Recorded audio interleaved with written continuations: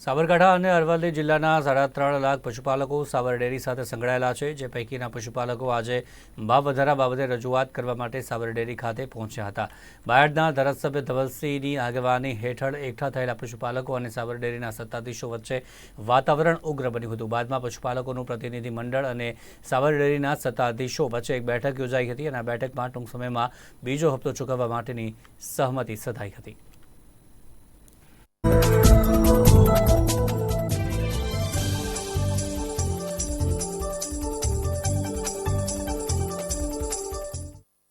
સાબરડેરી ખાતે બાયડના ધારાસભ્ય ધવલસિંહ ઝાલાએ સંઘના વાર્ષિક રિફંડ મની ભાવફેર માટે એક મીડિયો પર સમાચાર મૂક્યા હતા કે ભાઈ દરેકે સાબરડેરી ચાલુ વર્ષના ભાવફેર માટે હાજર રહેવું। એના અનુસંધાને આજે ધવલસિંહ અને એમની ટીમ સાબરડેરીની પટાંગણમાં આવ્યા હતા અને વાર્ષિક હિસાબોની ચર્ચા કરવામાં આવી। ચાલુ વર્ષે સાબરડેરીની નિયામક મંડળની ચૂંટણી 11 તારીખે પૂરી થઈ। ત્યાર પછી ચેરમેન વાઇસ ચેરમેન ચૂંટણી બાકી હતી, એટલે પ્રથમ ચેરમેન વાઇસ ચેરમેન ચૂંટણી ના થાય એટલે નિયામક મંડળની મિટિંગ મળેલ નથી, એટલે વાર્ષિક હિસાબો 31 તારીખના બોર્ડે મંજૂર કર્યા ન હતા।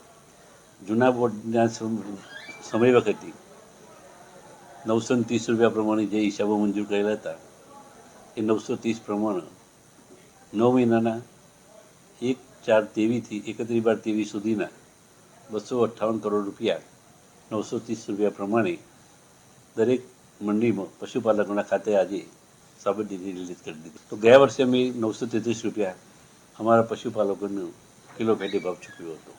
ચાલુ વર્ષે 850 રૂપિયા અમે કિલો ફેટના ભાવ રનિંગ આપી દીધા છે વાર્ષિક।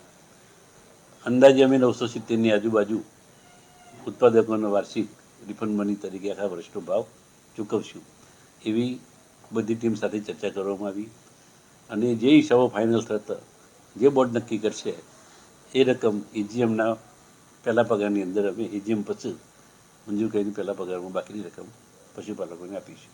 જે ભાવ હતો એ 970 રૂપિયાની આસપાસ આપવામાં આવશે, એટલે કોઈક મંડળીને 15% લઈને 20% સુધીનો ભાવ વધારો મળશે એવી વાત અમને ચોક્કસપણે કીધી છે। એટલે એમાં મૂળ પ્રશ્ન એવો છે કે ક્યાંક કોઈ મંડળીમાં દૂધ ઓછું પ્રમાણમાં હોય, કોઈ મંડળીમાં દૂધ વધારે પ્રમાણમાં હોય, કોઈ મંડળી ભેંસનું દૂધ હોય, કોઈકમાં ગાયનું દૂધ વધારે હોય, એટલે એ પ્રમાણે એને નફાનું ધોરણ બદલાતું રહેતું હોય છે।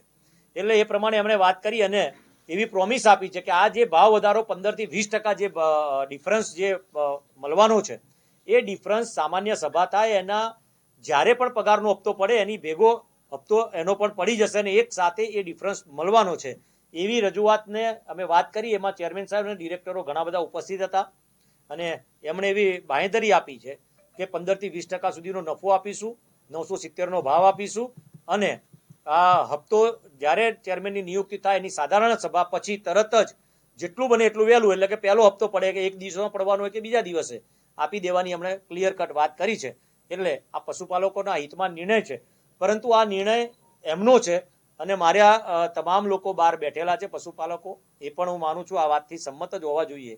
તેમ છતાંય એમને એક વખત ચર્ચા વિચારણા કરીને અમારી જે સંગઠન જે અહીંયા આવ્યું હતું પશુપાલક સમિતિ આદા પ્રતિનિધિ મંડળ, એ પ્રતિનિધિ મંડળને તો મંજૂર છે, પરંતુ બહાર બેઠેલા તમામ અમારા જે પશુપાલકો છે એમને પણ વાત કરવા અમારી જે પ્રતિનિધિ મંડળ હતું, અમારી સમિતિ હતી પશુપાલક સમિતિ, એ તમામ લોકો માન્ય જગદીશભાઈ વિશ્વકર્મા સાહેબ જોડે પણ જઈશું। અમે સીએમ સાહેબને જરૂર પડશે તો સીએમ સાહેબને પણ રજૂઆત કરીશું, કારણ કે અને એમાં સહકારી માળખાના નિયમમાં પણ સુધારો કરીશું। કોઈ કારણોવશ આ તો ઠીક છે, કોઈ કારણોવશ ઇલેક્શન લેટ થયું, કોઈ કારણો જેમ પંચાયતોના ઇલેક્શન લેટ છે, જિલ્લા પંચાયતોના ઇલેક્શનો આવનારા છે, આ બધા ઇલેક્શનો જ્યાં ક્યાંક કોઈક જગ્યાએ જિલ્લા પંચાયત નગરપાલિકાના પણ લેટ છે, એવી રીતે કોઈ કારણોસર લેટ થાય પરંતુ મારો પશુપાલક દુઃખી ના થાય એવા કોઈ નિયમની ચર્ચા વિચારણા પણ સહકાર મંત્રીને કરીશું। અને ઓરલી પણ એક વખત વાત થઈ ત્યારે એમણે એમ કીધું હતું કે ભાઈ સહકારી આખું માળખું કેન્દ્ર લેવલથી બની ગયું છે, તમામ નિયમો આખા કેન્દ્રના બધા જ આખા ભારત દેશના સહકારી માળખાના નિયમો એક સરખા થશે, એક્ટ આખો એક સરખો થશે, એવા સુંદર આયોજન કરવાની પણ વાત છે।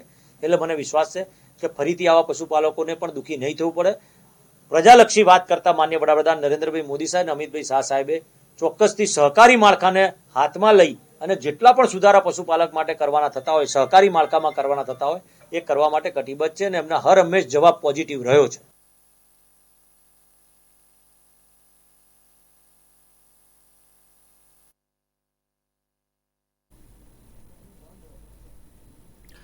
માઉન્ટ આબુની 36